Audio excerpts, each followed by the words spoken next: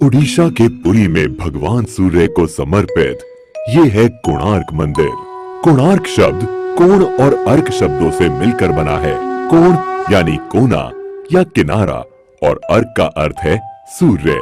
इसका मतलब हुआ सूर्य का किनारा। उड़ीसा राज्य में ये इकलौता ऐसा ऐतिहासिक स्मारक है जिसे 1984 में यूनेस्को वर्ल्ड हेरिटेज साइट में शामिल किया गया। मंदिर के गहरे रंग के लिए इसे काला पगोडा भी कहा जाता है।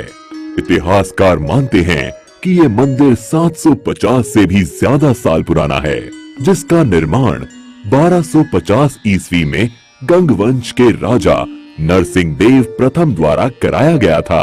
अबुल फजल ने आईने अकबरी में लिखा है कि राजा नरसिंह देव ने 12 सालों के पूरे राजस्व को मंदिर के निर्माण में ही लगा दिया था।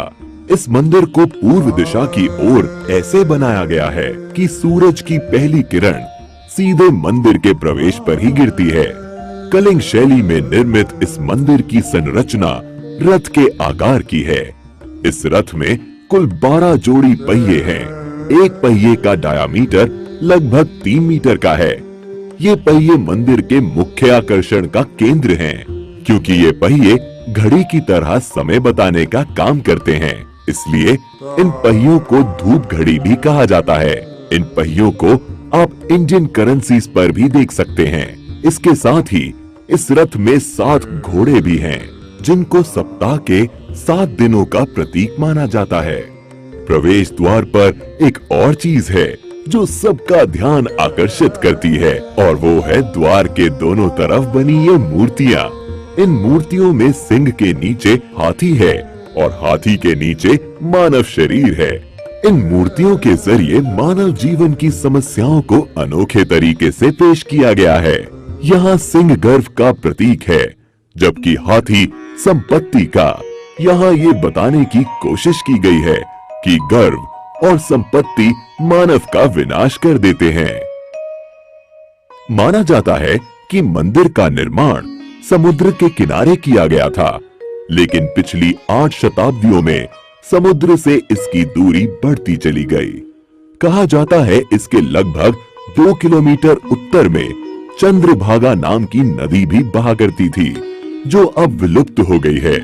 नदी के वहां होने को भी प्रमाणित किया जा चुका है। मंदिर से जुड़ी एक किंवदंती है कि इसके निर्माण में 1200 कुशल शिल्पियों ने 12 साल तक लगातार काम किया, लेकिन निर्माण कार्य को पूरा नहीं कर पाए।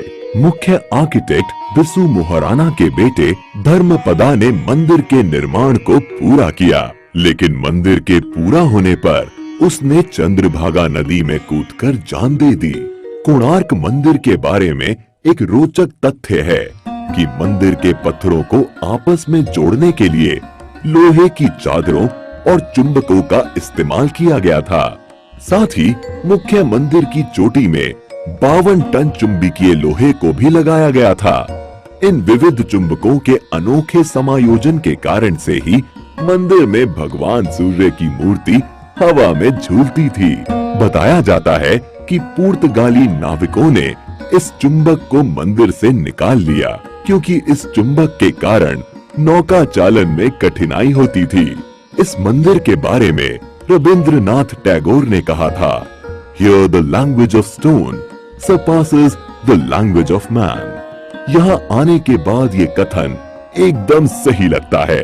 इतिहास और जबरदस्त नक्काशी के शौकीन पर्यटकों के अलावा यहाँ उनके लिए भी बहुत कुछ है, जो यात्रा में कुछ खास और रोचक की तलाश करते हैं। साथ ही आप चाहें तो यहाँ होने वाले कोणार्क डांस फेस्टिवल का भी लुत्फ दिसंबर के महीने में आकर उठा सकते हैं।